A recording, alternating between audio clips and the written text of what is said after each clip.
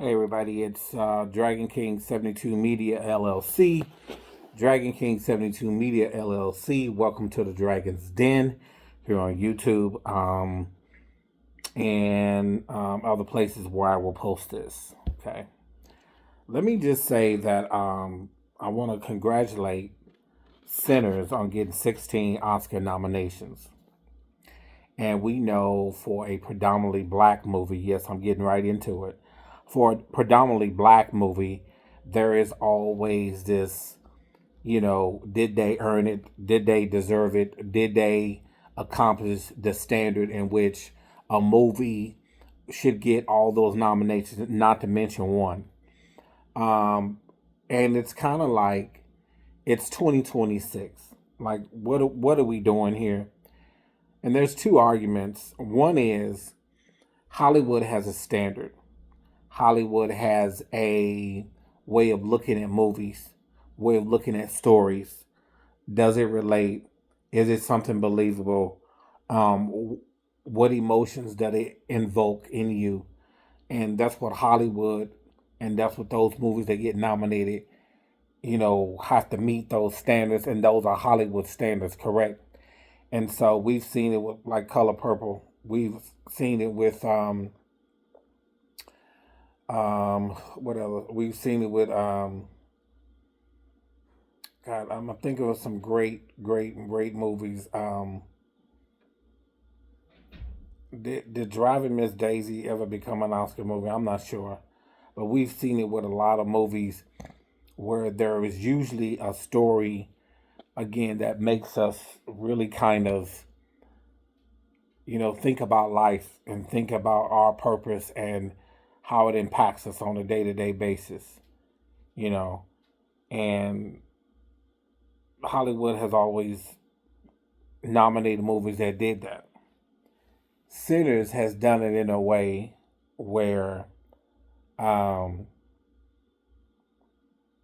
it's from the perspective of the black person and what they had to deal with after slavery during the era of depression. And in the South, which a lot of people from the North didn't know that those Southern stories, and there are still stories that being raised up north, I don't know. And if you talk to my mother, who's in her 70s, and she has a lot of experience and a lot of things in life, about how as a little girl she would only be able to go through certain into certain sides of the building, or she had to drink out of a fountain, a certain type of fountain, or she couldn't do certain things as a little black girl, and you know she would kill me and when kill me in a good way about stories. How she would tell how she would walk to school and catch the little train by herself to her grandmother's house, and and it was the stories of how she would be looked at on the train, and it was just all type of stuff. And so we're seeing this in a way where to me the movie was authentic, and like I said earlier, I did a previous video. I wasn't going to see this movie because of certain things that I didn't see. But if you saw my previous video, you'll know what I'm talking about. And if you follow me on Twitter at Dragon King 72 Media LLC, you'll see it there as well. But this movie was necessary in a time where black people's contributions to society, and there's many contributions to society, and our historical figures and the things that we've done to change society and change people's minds from other races about who we are, which is not necessarily our intention, but somehow it became that way because people started to open up their eyes and say, hey, we've got to do better, right?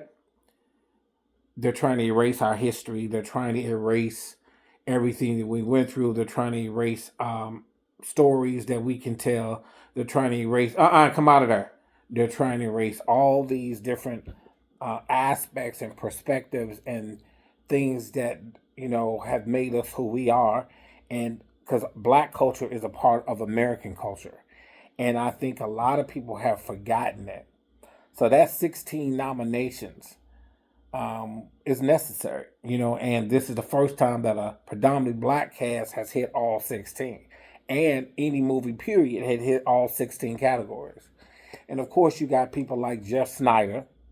And I don't give a fuck if this gets back to him. He don't know who I am. Probably not gonna bother with me. He's good for seeing the people who don't know what he know, or random folks, even the ones who subscribe to his blog spot. You know what I'm saying? He don't give a fuck about. You know what I'm saying? He's just gonna say his opinion. And after the second episode I've seen where he's talking about sinners, you know what I'm saying? Not the second episode for the hot mic with John Roker. It was the second episode where he's talking about sinners, and it was this week. The man he gives off racism. I don't give a damn if he's Jewish. He gives off racism. Jeff Snyder from the hot mic and Jeff Snyder insider on the blog spot. The man gives off racism. You know what I'm saying? He gives it off quite well. Now he'll cover it up with, oh, Sinners, it wasn't a fantastic movie. This okay.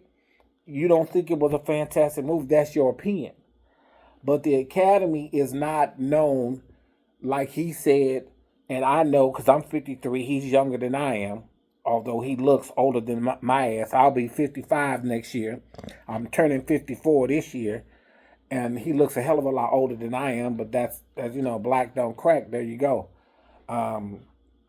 But I think when you're an evil motherfucker, you'll start to look older than you are. I truly believe that. If you know, you know.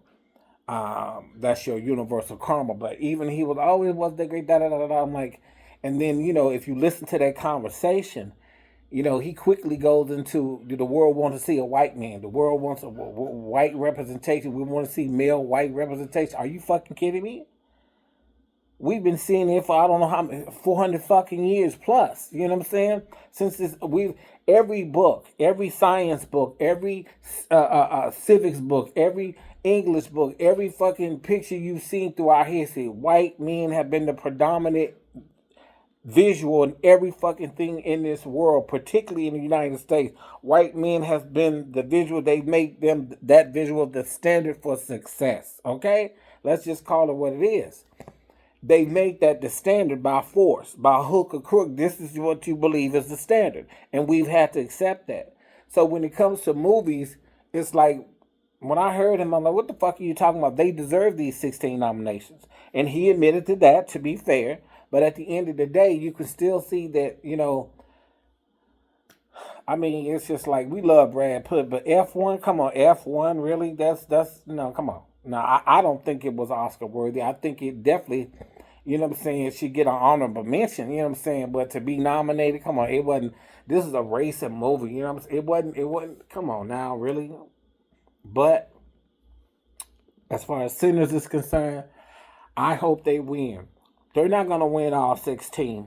They're not going to win all 16 Oscar nominations. At best, they'll probably win Best Picture. You know what I'm saying? My hope is that they'll win. Ideally, I would like for them Best Picture, Best Actress, Best Supporting Actress, Best Actor, and you know what I'm saying? And that will be it.